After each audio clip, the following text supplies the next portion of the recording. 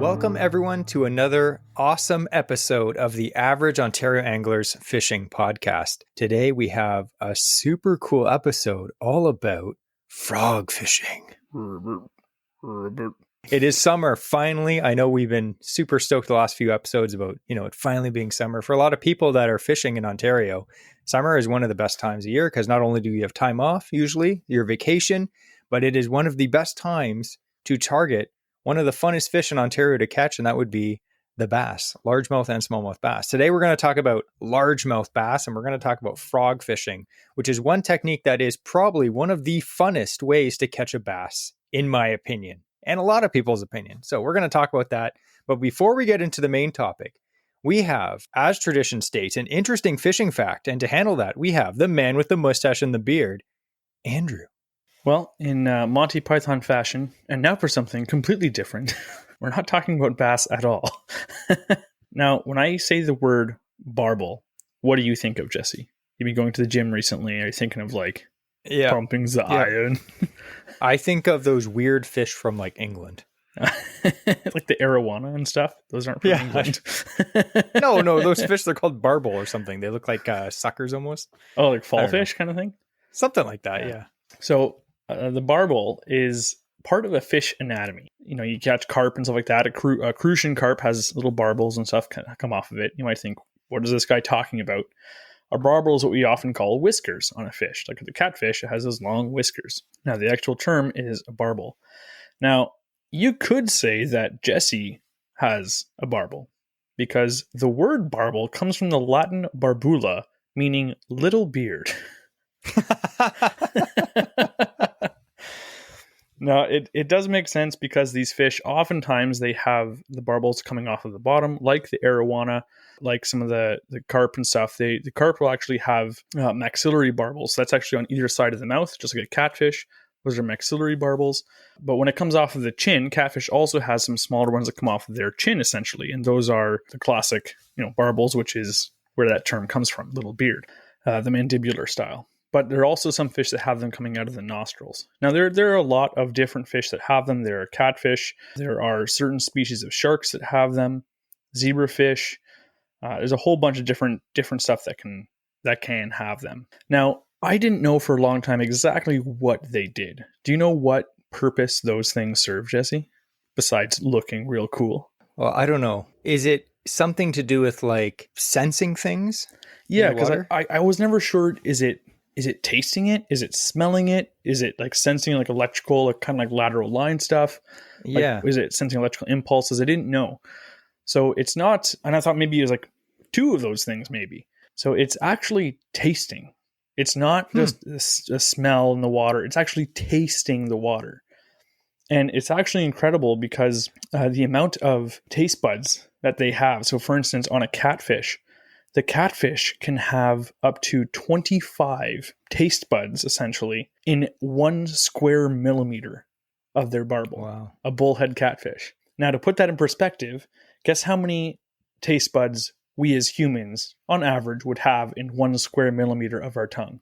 7. 0.5. I was way off. So between 0.5 and 1 taste bud per square millimeter. And a catfish's barbels have 25 taste buds per square millimeter. That's insane. Imagine the information that those things are picking up. And the purpose of them is actually to find food, you think of where a catfish lives, it's often dark water, very stained, muddy. And the purpose of it is to actually taste and find food. As well, they can also taste other enzymes that are in the water that may signal danger. So they're also adept at avoiding predators by use of these things as well. Now, I feel bad because whenever I caught catfish before, I'm like, oh, look at the whiskers, and I'll touch them. I'm like, man, he just tasted everything I touched for the past 2 years. I feel bad. But it's crazy that some of these fish with their barbels, I didn't realize. I've always thought it's just like any other appendage, where maybe it grows with the fish over time, just like our fingers are a set length and maybe they're proportionate to our body as we grow up. But there's certain things, for example, the freckled goatfish, when starved of food for 2 days in laboratory conditions, they found that these fish would develop large barbels. So they would actually grow in length. compared to those who were fed consistently. The large barbels would help these capture prey and compete against other individuals. However, the ones who had the larger barbels also experienced a decreased growth rate. So we think of it like in an environment of let's say the food is short, they are not getting enough food, their ability becomes enhanced to find food. And at the same time, because food is in a short supply, their metabolism slows down, their growth rate reduces so that they can make the most out of what they do catch. So it's pretty cool that some of these things are actually will change depending on like its environment. Even others, certain fish will only develop barbels late in life, depending on oxygen levels in the water and stuff like that, or how rainy the season was. So it depends if they need them or not, they'll grow them.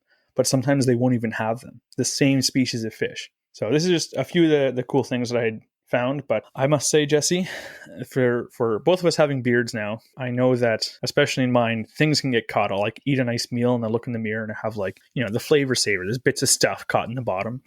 Like just imagine if all this beard is actually barbels and then you could taste it like, that dinner was good. But from now on, I'm going to be calling your beard a barbel, just so you know. For Andrew, anyone that doesn't have a huge Santa Claus beard apparently has a small beard, which fair enough. And to go back to my point of what I think of a barbel is a group of carp-like freshwater fish found in Europe. And they look like suckers with barbels. What are the odds?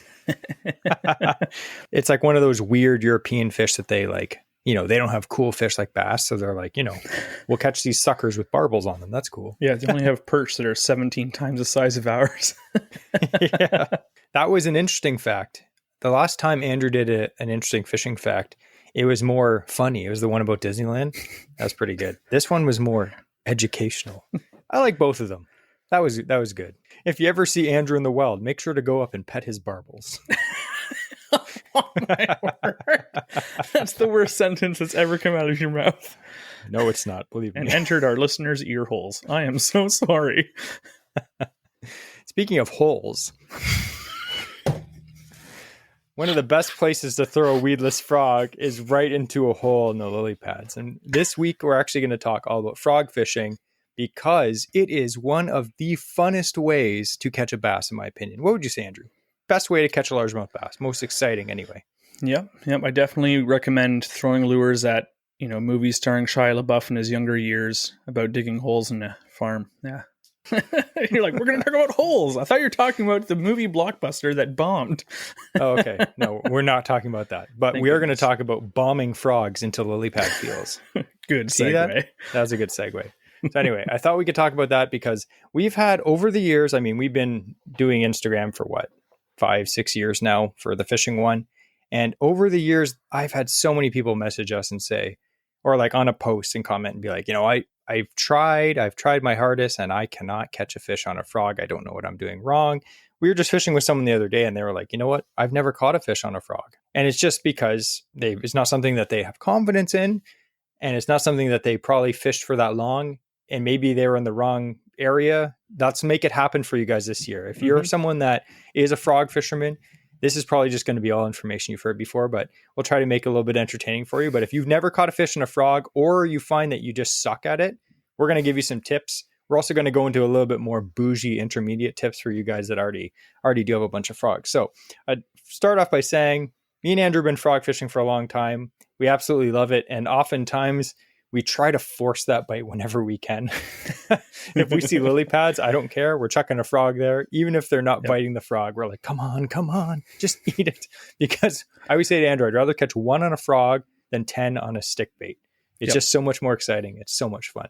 Yeah, it'll be like a windy day, overcast, cold front. And, we're out there tossing frogs in the lily pads and, 3 feet of water with thunderstorms rolling in. It's like, if they're there, though, they might hit it. So we're going to go through some of these points when to fish a weedless frog. And we're talking about hollow body weedless frogs.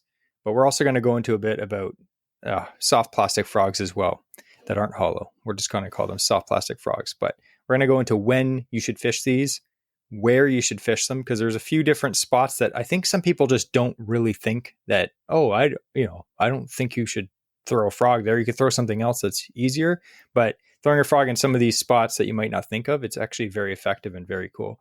And then obviously why you should throw a frog, not just because it's fun. I mean, that's a good reason, but there are other reasons why you should throw a frog. And then we're going to go into a little bit more of intermediate tips of like different styles of frogs, because for different situations, different frogs will do better. We're not saying you have to go to the tackle shop and buy 50 different frogs. I mean, you can, that's totally chill, but you could probably get away with a few. And we're going to give you recommendations depending on the conditions and where kind of vegetation or cover you're going over, which ones will be the best for you.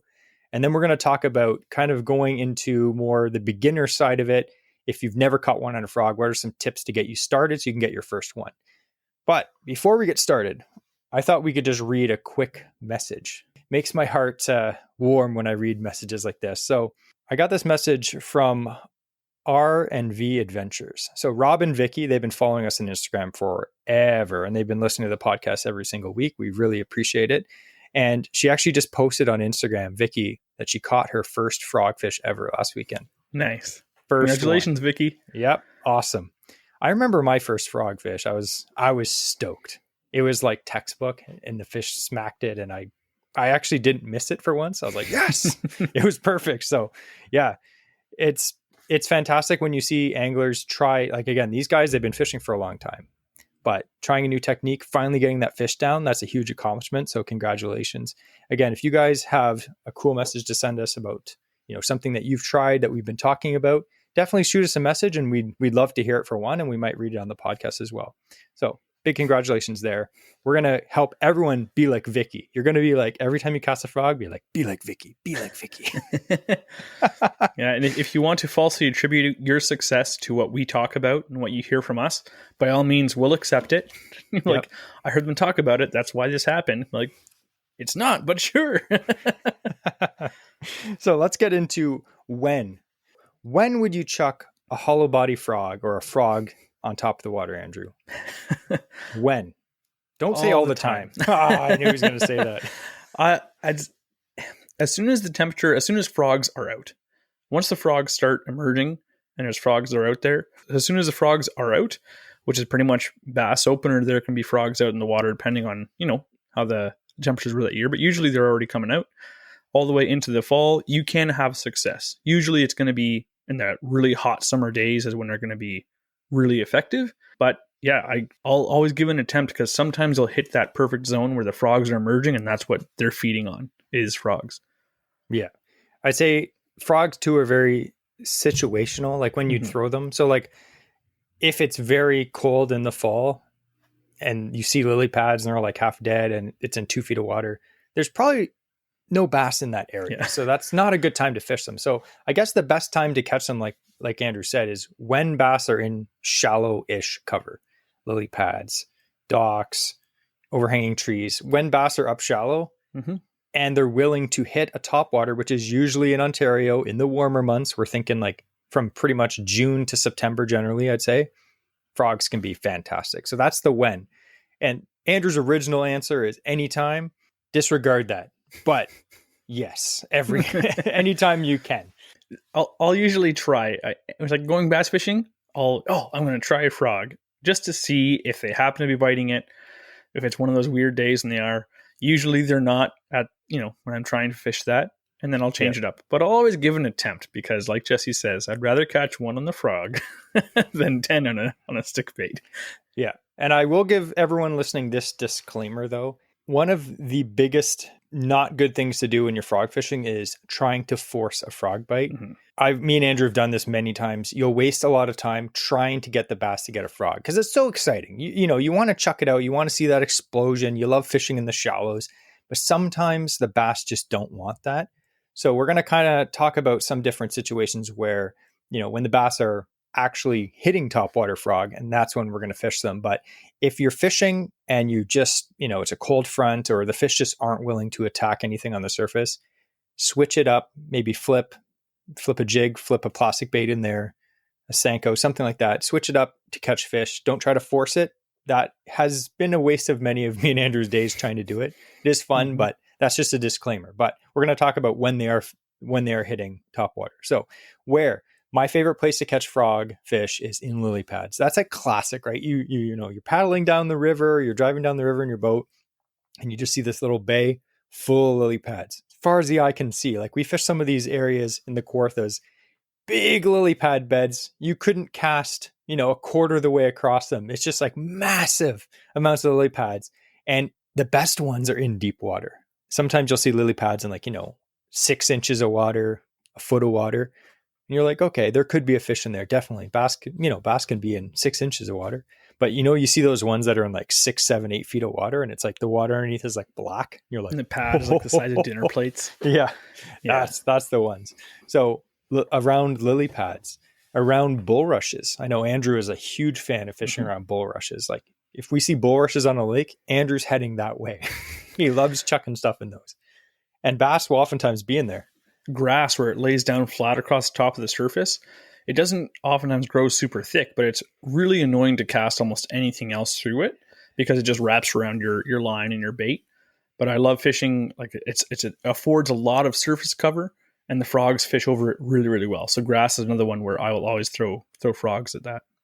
Definitely. And another one of my favorite ways is overhanging trees or laydowns. Anytime you go up to a spot, I'd say generally with frog fishing, anytime you get to a spot and you're afraid to cast anything into it because you're going to get snagged, that's when you chuck a frog, because it will come through everything. It'll come over logs, branches, trees, weeds, docks, chains, boats, humans. It doesn't matter. You chuck it out, it'll come back. So you're talking the heaviest of weeds, slop. Loon nests. Yeah, we'll get into that story after. That's a 2-parter now. Yeah.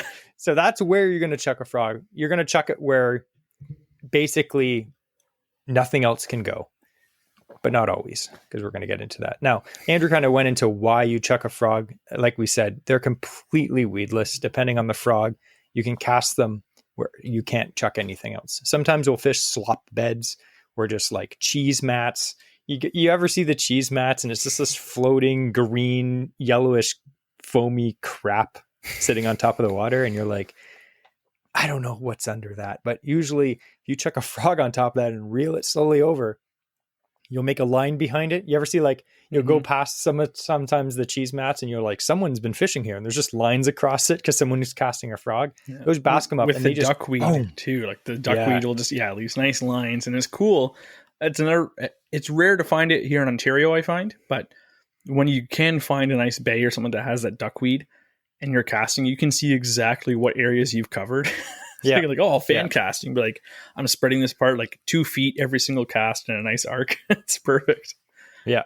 So there's so many situations, especially for largemouth. I've caught smallmouth bass on weedless frogs, but it's more of a rarity just because generally speaking, largemouth bass like shallow cover, and that's, you know, generally speaking where you're going to fish a hollow body frog.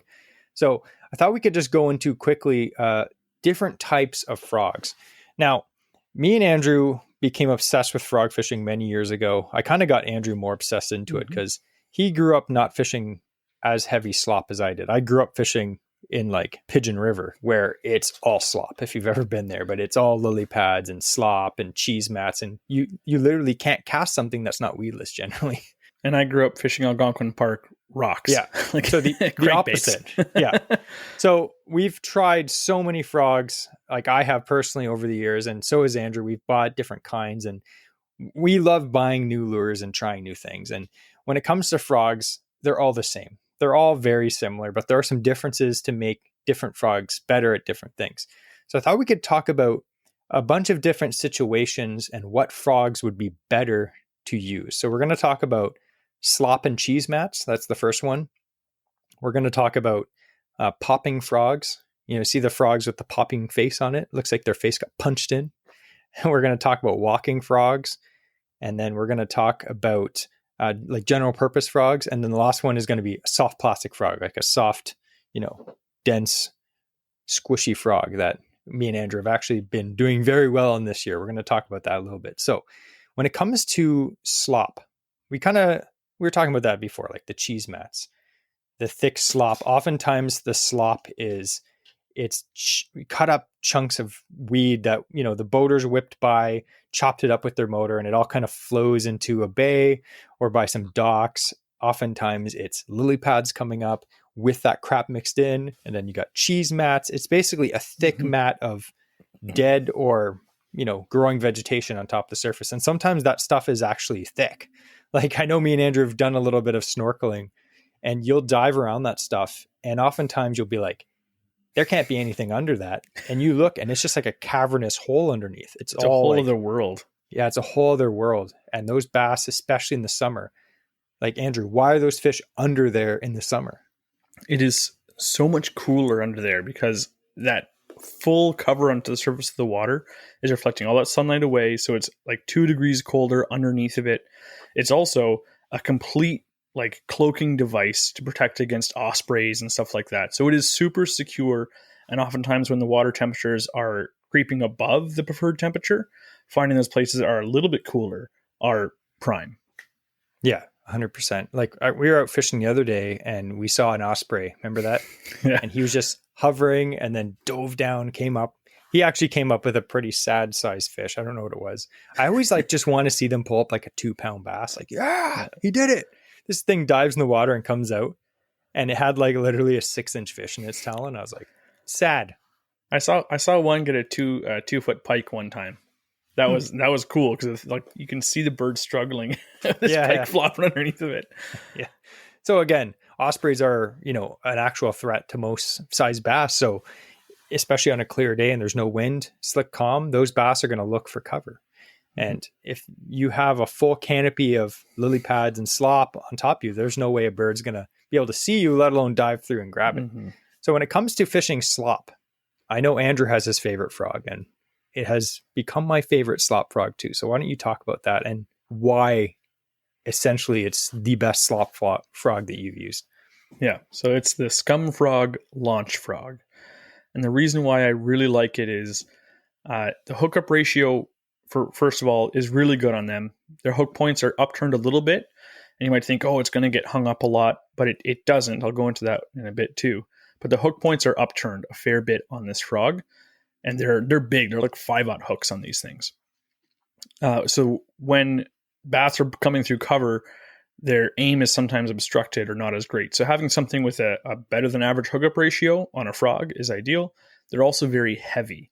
So when you cast it out, it'll hit on top of the surface and it'll actually make an indentation and displace a little bit of water, a little bit of weeds. And that's what the bass need to pick up on. If there's something super light on top, it's going to be less noticeable than something that has a bit of weight that's kind of creeping over top.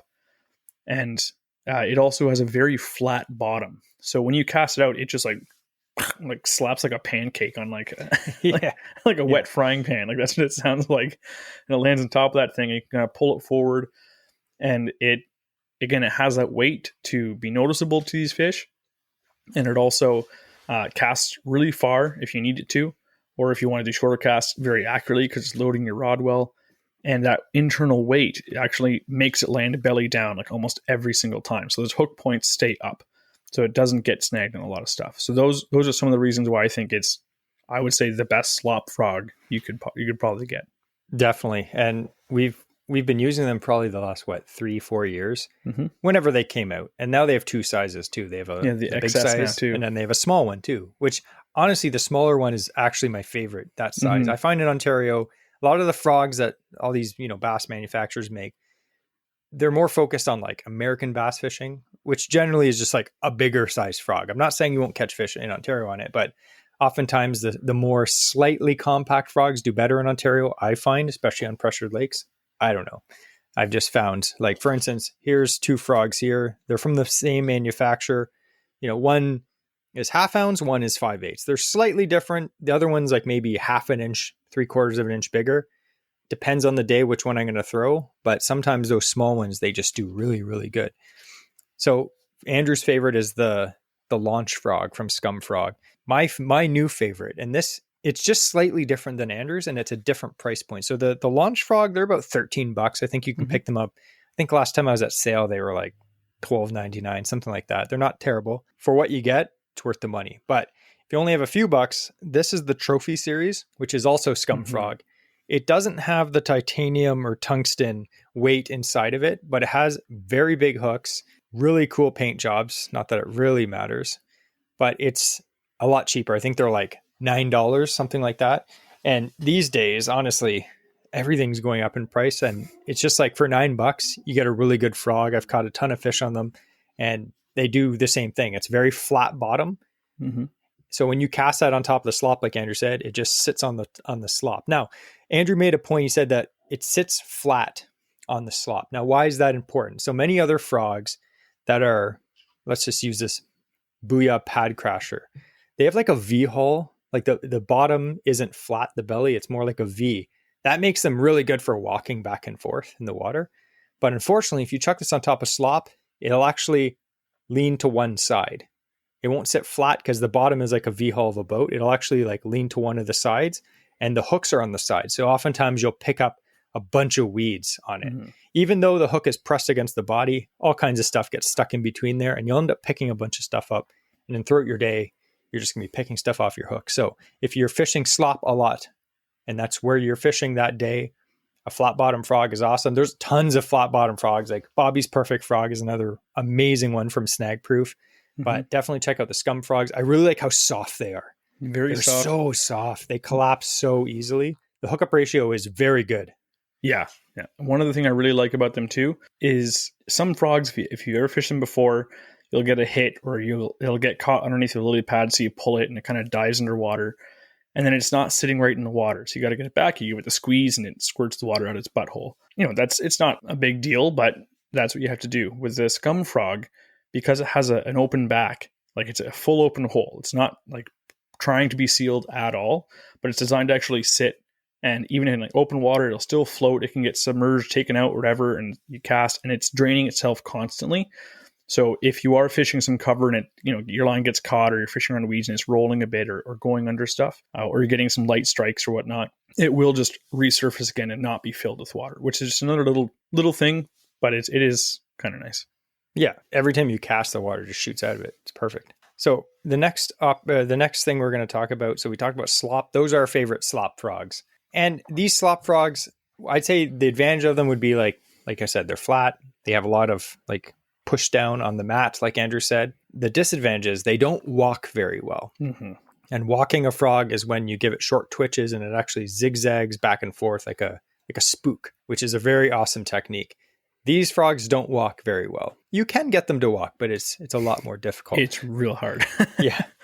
So let's talk about walking frogs. I love walking a frog. I've had so many people tell me, it doesn't matter. The fish will hit it regardless. But the cool thing about walking a frog is it keeps the bait in one area for a long time. Sometimes everyone thinks, bass are dumb. They'll hit anything you throw in front of them. Sometimes they're finicky, right, Andrew? Mm-hmm. They are. So if you know there's a fish there, say you cast this frog over the lily pads and then there's a big hole. And you twitch this frog and you pull it into that hole in the lily pads. And then you give your rod just little twitches. You can actually make it literally just turn back and forth in place almost. It might move forward like half an inch or an inch at a time, but it literally is just twitching. And for whatever reason, the bass hate that. They actually hate that. And I've had so many good days where if you had cast a frog and just reeled it through that area, you'd catch nothing. You chuck a frog out and then you walk it in place almost in those holes and the fish just come up and nail it. I don't know if it just annoys them or if they just, it's in their face for so long, they have no choice but to hit it. But walking a frog is an awesome technique. And it's also a good open water technique too, but we're going to get into that. Mm-hmm. But like I mentioned, you have to get a frog that has that V-hull bottom because it really helps it walk better. And a few of my favorite frogs that walk very well is the Booyah Pad Crasher is another great frog. I think they're $10. Mm-hmm. They used to be like $7 back in the day. I remember $6-7. Now they're like 10, but $10, really good frog, walks super well, good hookup ratio, really good hooks, fantastic frog. Another really good one, the classic. I've caught a few fish on this one, as you can see. Terminator walking frog? No, it's the live target frog. Okay. It's kind of like the best of both worlds because it has a slightly flat bottom, but it's also kind of keeled. So you can walk it well, but it also does pretty good over like slop. So it's like, if I could have one frog, it would probably be this one. That is a great all-rounder.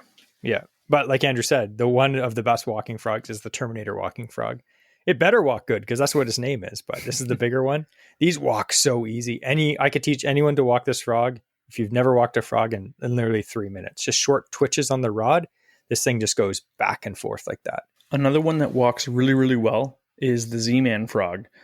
And they have a really strong keel as well on the bottom, like a sharp V shape.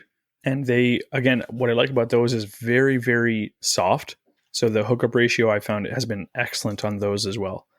And you'll hear us talk a lot about hookup ratio because you will find with frog fishing, some more than others, you'll have very poor hookup ratio. Yes. Like, oh, maybe 1 in 4 you're hooking on like certain frogs. That's why it's important for me. If I'm going to fish a frog, I want one that's going to have a higher success rate of actually, getting its points into that fish so I can actually land it. The strike is all cool enough to see that it's a big splash, but it's even cooler when I land it. Yes. There are a lot of frogs out there in the market that maybe they just don't work for my style of fishing, but they're just not good for me. And then other frogs, fantastic. Like I've had people be like, I do like this little one here. This is the Jackal Kiera frog. This is a very small frog compared to other frogs. It's a compact frog. And I've had people tell me like these, I can't catch fish on them, man. Like the fish blow up on them. I just can't get hooks in them. For me, it's the opposite. I hook them really good on this frog.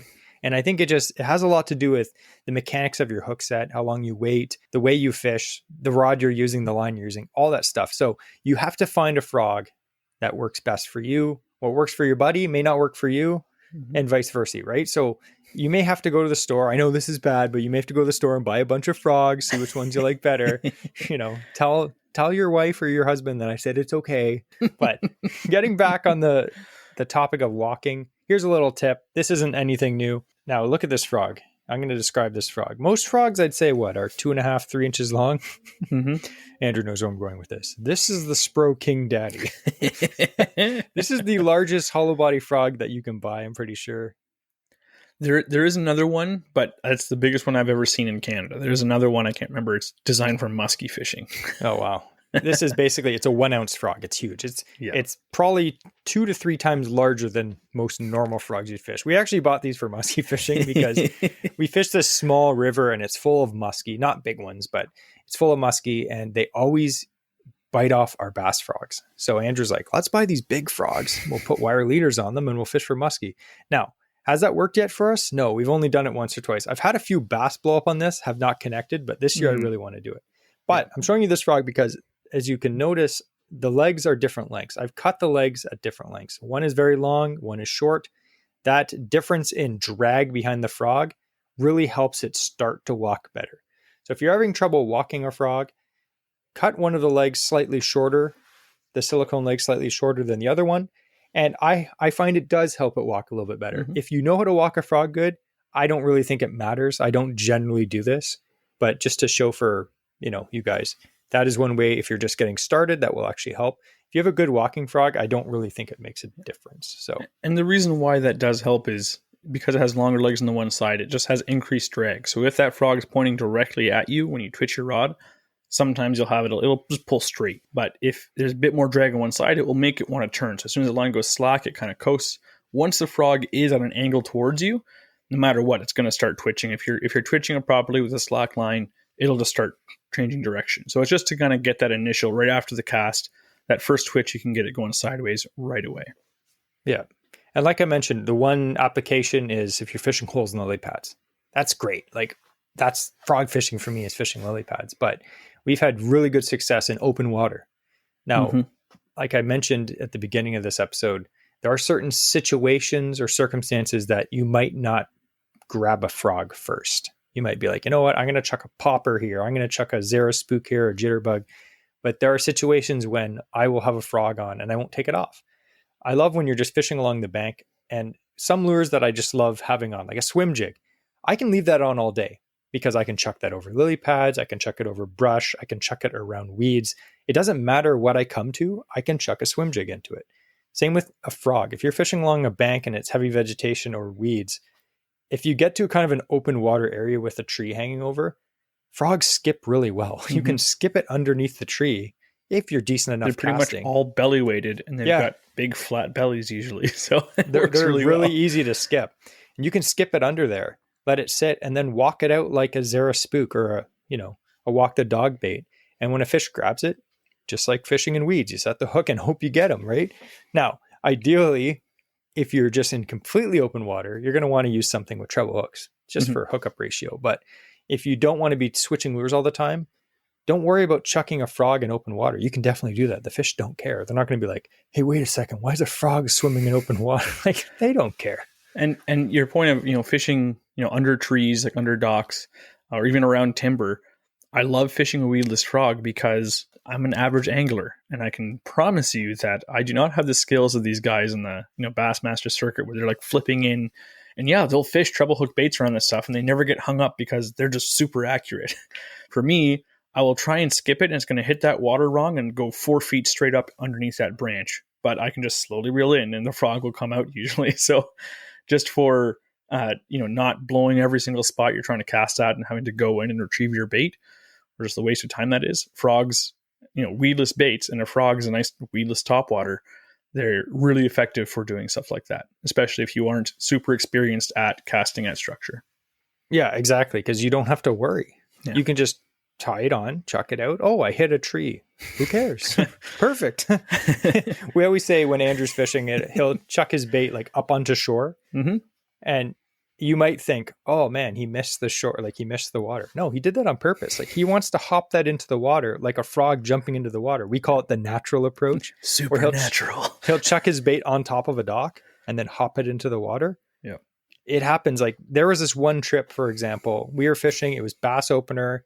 The weather was a bit off. It was just one of those trips, kind of like this bass opener this year. The weather was just cold fronty, just trash. And the only way we could get them to hit, they were against shore. Like these things were barely into the water. Yeah. And we would cast like normal right onto the shore. And as soon as the frog hit the water, they'd spook and just, they'd swim off. Every single time we're getting frustrated. We're like, what the heck's going on? Like generally when they're aggressive, when it hits the water, they just smack it. Like they'll wake to it. Right? Yes. But it was the opposite. And me and Andrew found that we had to cast like 5 or 6 feet up the bank. Luckily it was just all like reeds, and this was like a back lake. And then you just gently pull it in the water, and then 1-2 twitch, and then boom, the fish would just come up and nail it. So they still wanted it. They were a bit finicky that day. They were a bit spooked.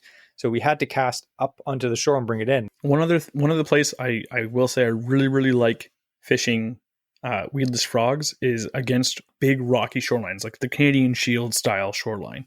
And again, similar.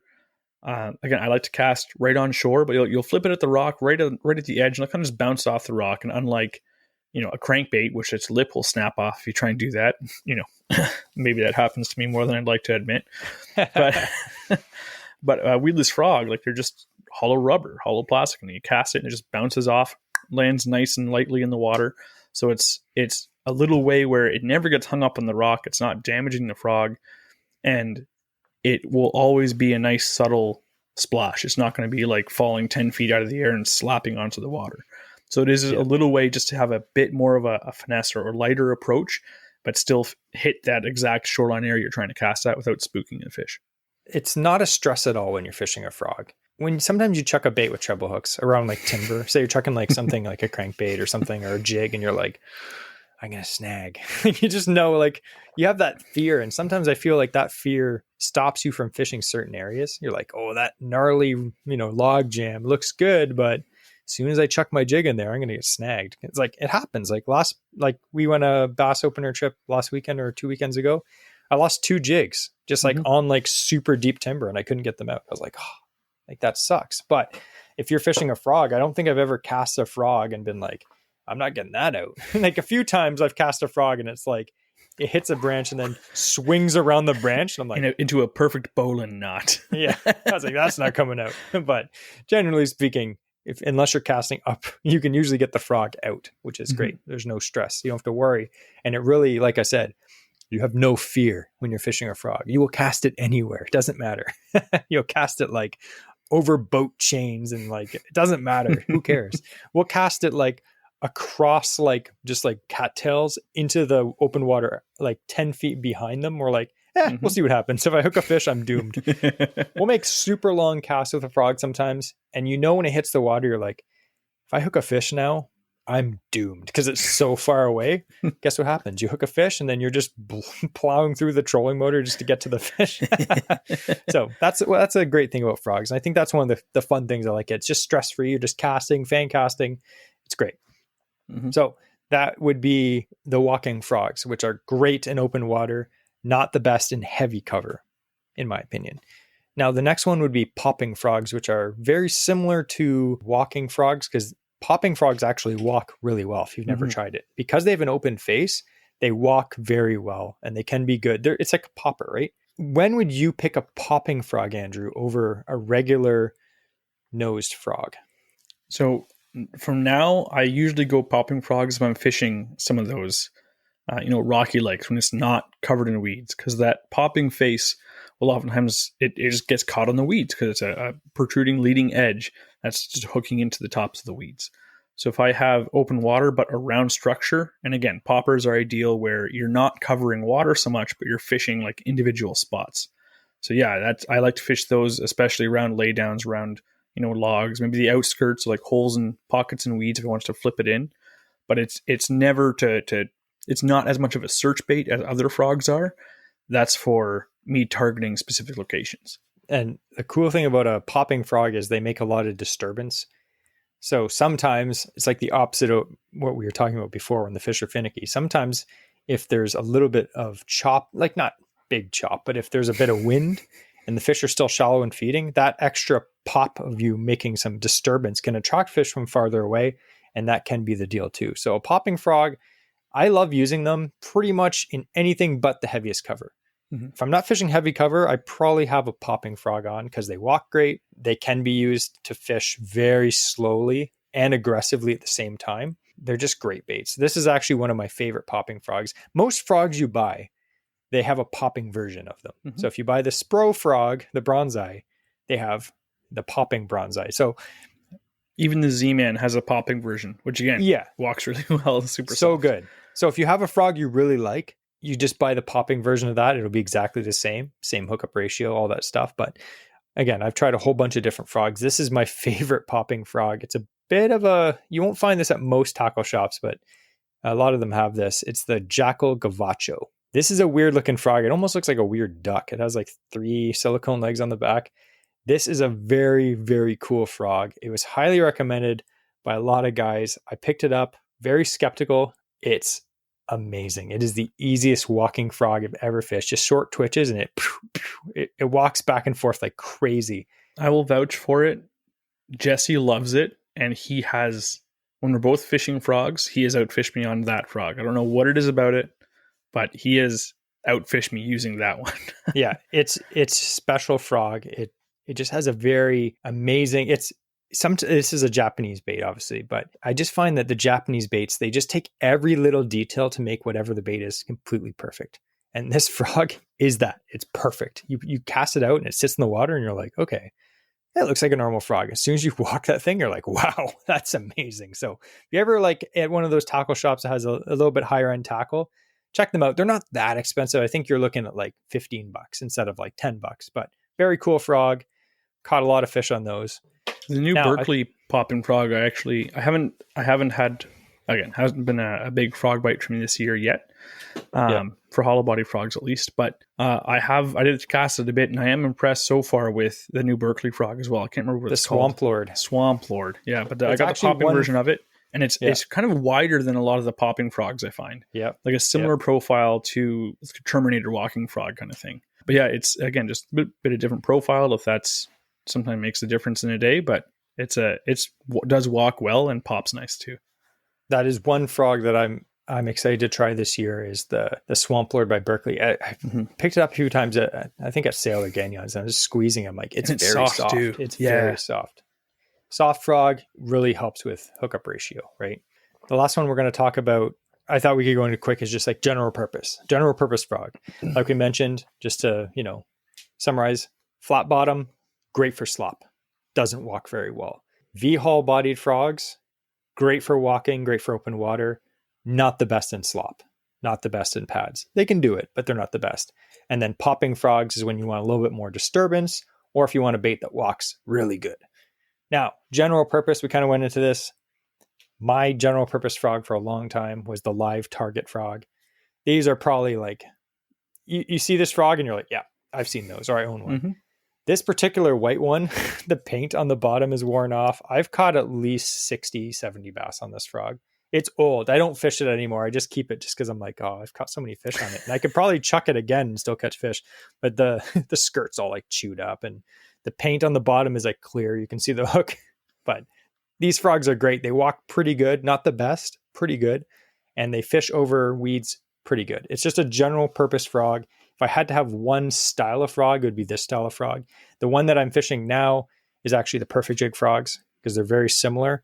Mm-hmm. They actually have a tungsten weight on the back, so they're a little bit more dense, I guess. They cast a bit farther.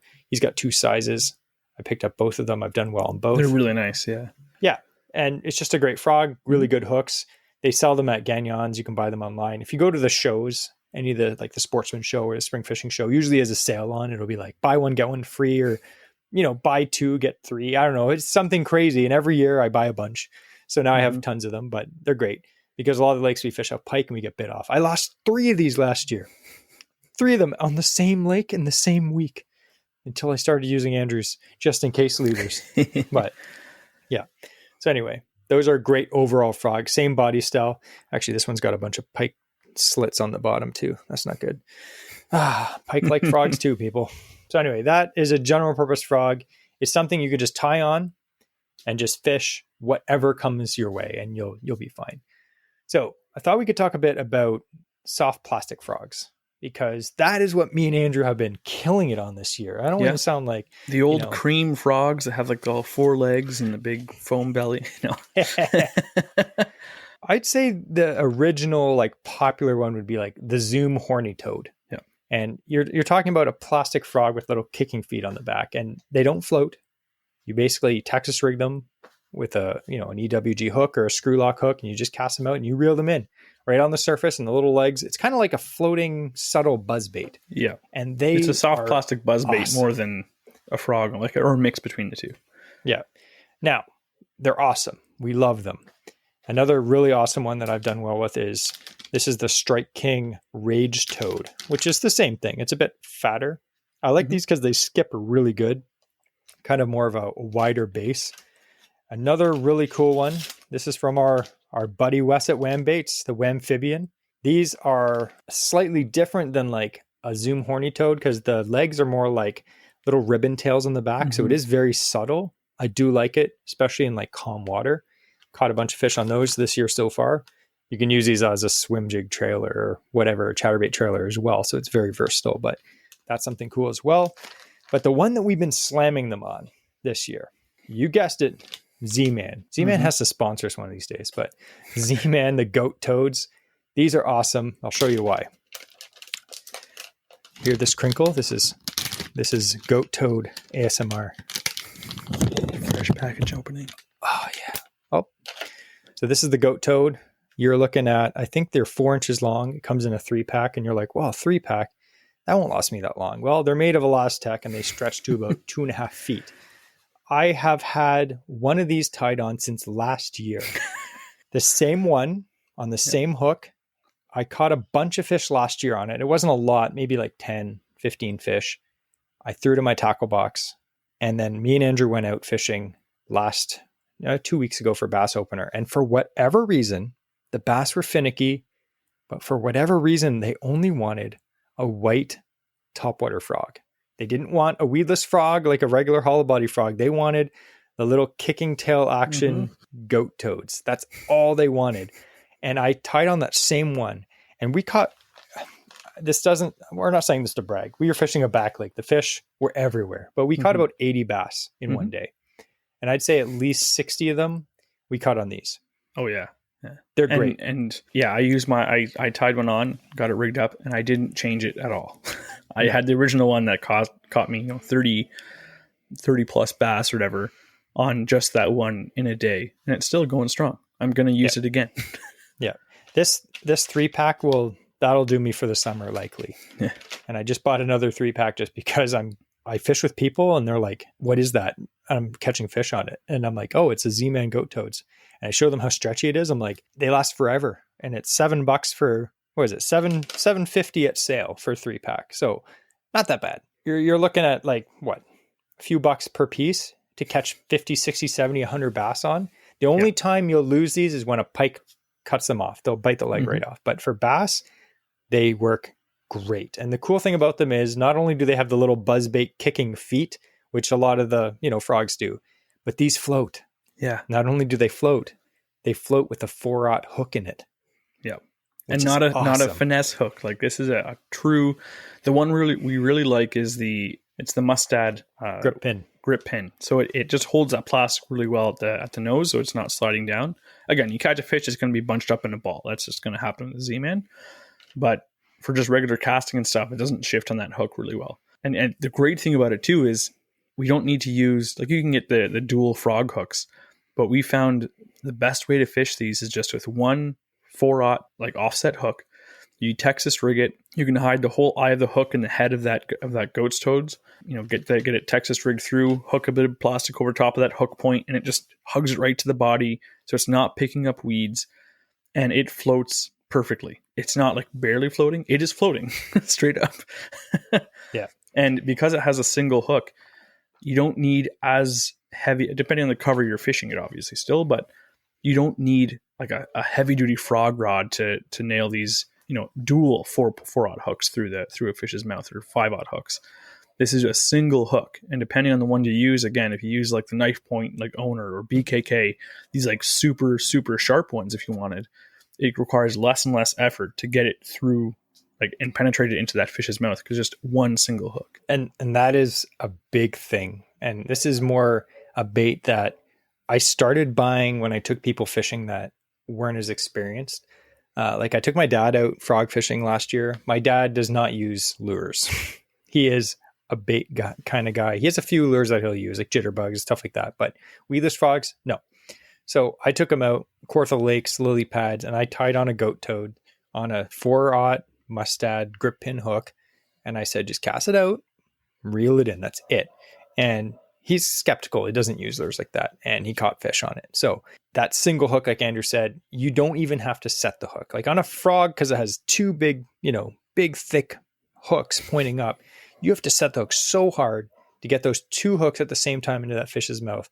But on this goat toads with a single EWG hook, what I was finding is all you have to do is just reel until you feel the weight and then just lean back. That's it. No hook set required. Just lean back hard. You're fishing a graphite rod with braid that doesn't stretch. You don't need to set the hook hard on these. Same with like flipping and pitching. You don't have to have that hero hook set you see the guys on like the Bass Tour do. That's unnecessary most of the time. With this kind of frog, you can cast it out. The fish grabs it and swims down, reel in the slack, feel the weight, and then just pull back and the fish is hooked. Every time. And those grip pin hooks, they like lock into the fish's mouth. I have a hard time getting them out. I had to use pliers on pretty much every single fish. And like normally a single hook, it pops out, no problem. Yeah. But I had to get my pliers down at the bottom of like a hook retrieval tool to actually just like pop it out, just to have good grip on it. Because when they're hooked, those things are hooked. I don't think we had one throw the hook on us. No, once they're hooked, they're hooked. They're not getting off. So good. Another cool bait, and this is kind of the one that I originally had success with because the goat toads hadn't come out yet. This is more of a lure that just came out the last few years, was the billy goat. So the Z-Man billy goat, it's just like a double-footed grub, but it also floats. You can rig this on a slightly smaller hook. I go 3-aught for this. It does float as well. It's got a very subtle bubbling action behind it as the little legs kick. The goat toads is a little, it's very similar in size, but the legs are a little bit more aggressive and it has a bigger surface area on the belly, so it does push more water. But these are very similar. There's one smaller than this, just called the goat. This is, I think, a 3-inch or 4-inch.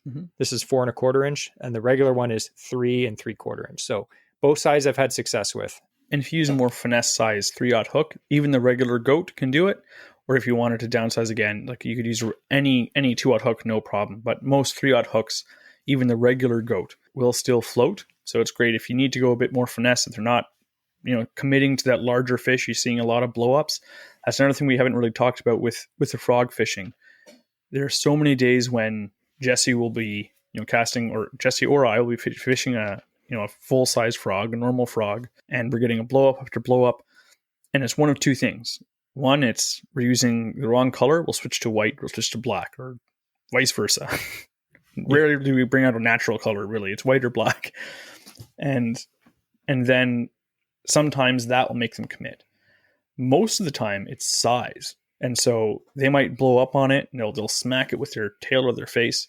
But as soon as you go down to a pocket frog or the XS launch frog, it's a little bit smaller. Or I even have a small like BFS topwater frog, and sometimes like that's the only frog they'll hit because it's just so small. So sometimes having the option to go a little bit smaller, and again, if you want something that's very easy to use, you have the goat toads, which is great, or you can go right down to the goat on a 2/0 hook, and that's a nice little small presentation to be able to, on those finickier days to get them in still. One tip I'll give you for the goat, the regular goat from Z-Man, is it's one of those baits that's a do-it-all, which I highly recommend getting. The goat toad is great. You can fish that top water. You can put it on the back of a buzz bait. The goat itself, you can do everything with this. You can fish it top water, like we're saying. You can fish it on a swim jig. You can flip and pitch this. You can do so much stuff with it. You could buy a few packs of these and be covered from almost every plastic bait. Trailers. 100%. One of the best chatterbait trailers. But you can be covered with it, and they last forever. So definitely check those out. I still have my original pack. It was one of my first Z-Man packages I ever bought, was a white pack of goats. And I still have one left. Yeah. I'll super glue them on. If I'm using them as a trailer, I'll put a dab of super glue and put it on a chatterbait. That thing will be on for months / years before it gets all shriveled up. And even if you don't feel like super gluing stuff, with the right hook keeper, like the new chatterbait Evos, they're designed to hold the Z-Man plastic really well. So if they have that wire hook or wire bait keeper, those usually hold it really, really well. If it's just the lead kind of hook keeper on it, then a bit of super glue will really help it stay and not slide down on you. Definitely. So hopefully these tips helped you guys. I thought we could go quickly over gear. Gear is not as important. We're going to give you some guidelines. This isn't the kind of show, we could get super bougie. I know I've had a few people ask. We will have some bougier episodes where we get a little more in depth. I'm really trying to hold back and, control myself. But gear is not as important. If you have gear that is good enough to get the job done, that's all that matters, right? Mm-hmm. So for general purpose frog fishing in heavy cover, and then we're going to talk about sparse cover, and then we're going to talk about finesse frogs like these. So in heavy cover, the bread and butter frog rod that every rod company makes, 7.4 heavy. Andrew has the Mojo Bass, St. Croix Mojo Bass 7.4 heavy power, fast action, 40, 50, 65 pound braided line. 50 for me is great. I don't overthink braided line. 50 pound braided line is literally, you can't break that.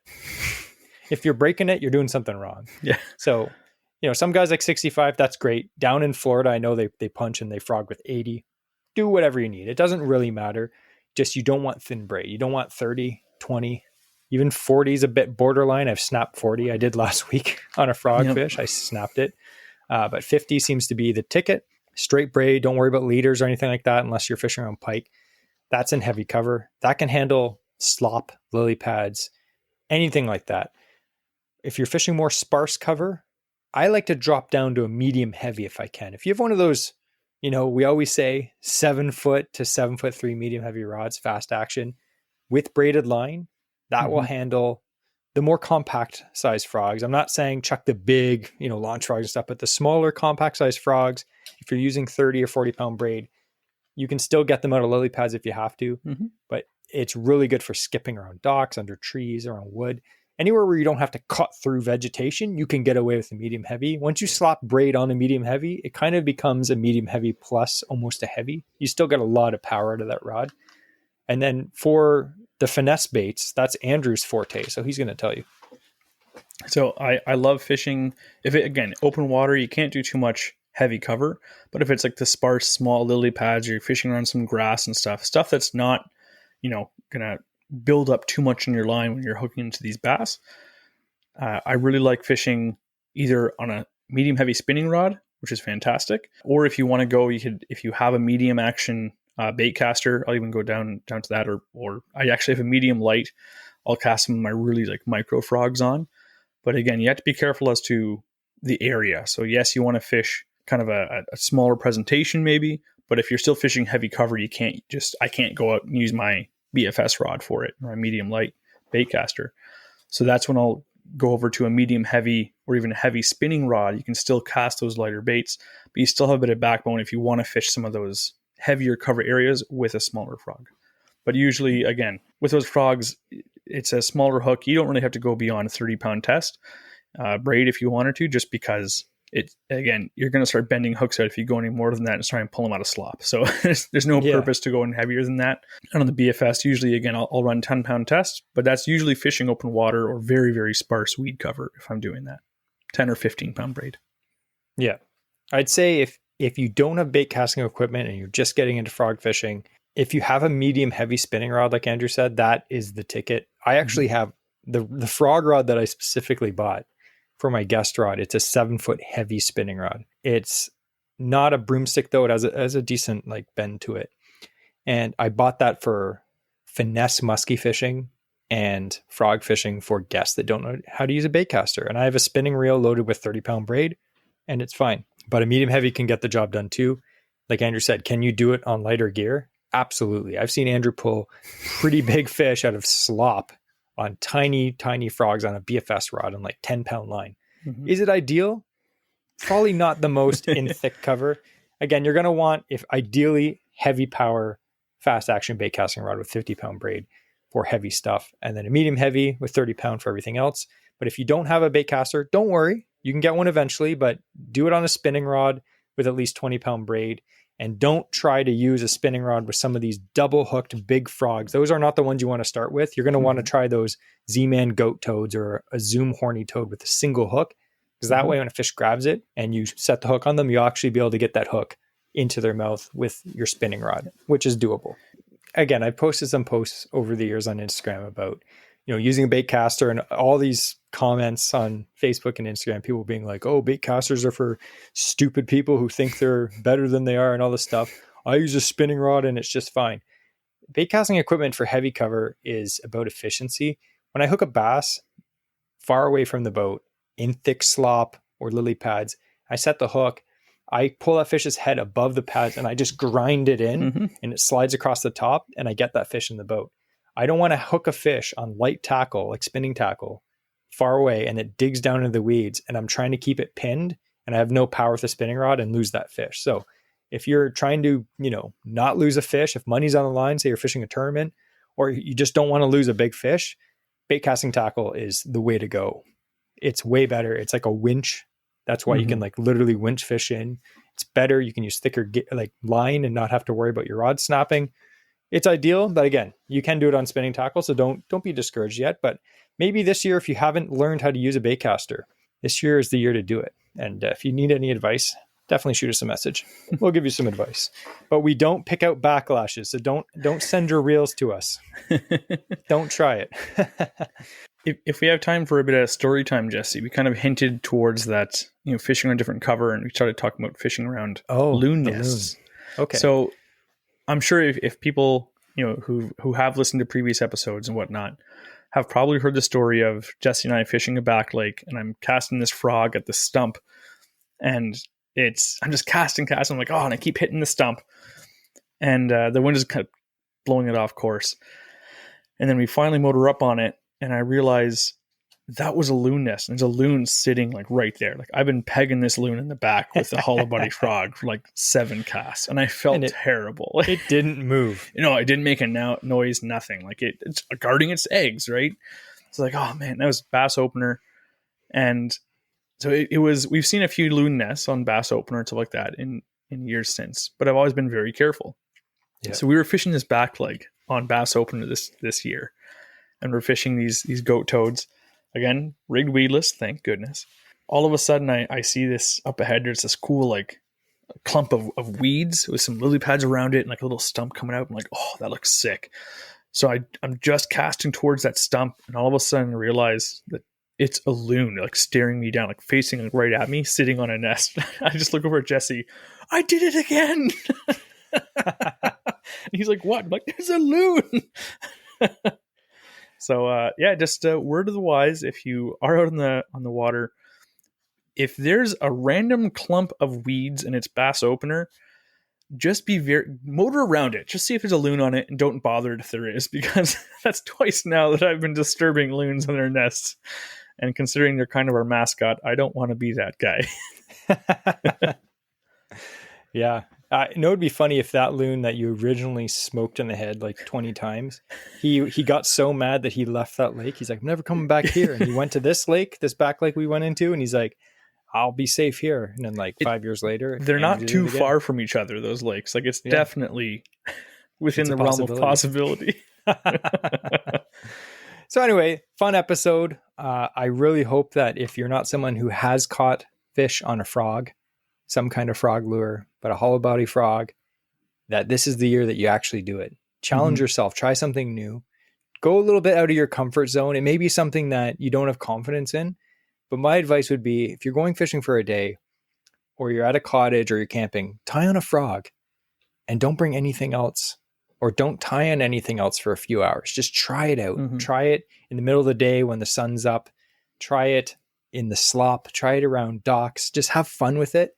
And you will catch your first frogfish if you have it in the water long enough and you fish in the right areas. So do that. And if you do catch your first frogfish, or if you catch a sizable frogfish, send us a picture on Patreon or Instagram as well.